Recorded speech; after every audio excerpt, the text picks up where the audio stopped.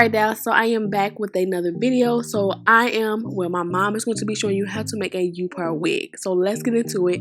What she's doing now is mapping out where she wants to cut the U-part at. So you want to have a start point to where you want to cut your U.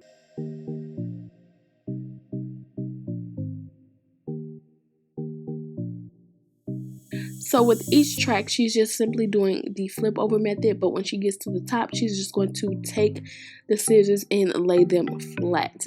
She don't want any brokenness at the top, only at the bottom because you really can't see, and she wants all the bundles to fit on this cap. I don't know why I got a so big cap, and when I put it on my head, it actually is really big. Like after she did the wig, after she did the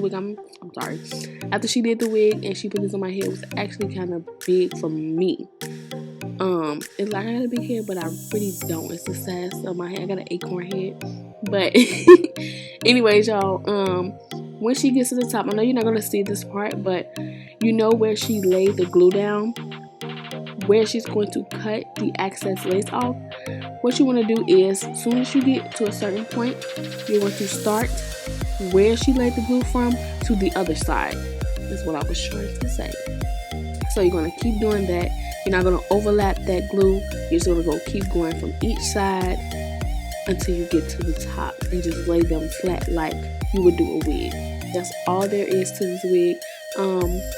You could just see her doing it. It's just simply easy. I don't want to do any text. I want to explain what she did with this U-part. And the U-part is simply easier than making an actual wig. So yeah, y'all. I just thank y'all for watching this tutorial.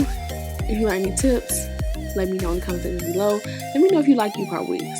If you ever worn a U-part wig, let me know, because they are bomb. Especially when they bomb and you sew them down, they be looking like, dang, you just got your hair freshly done. Tell you, these be bomb.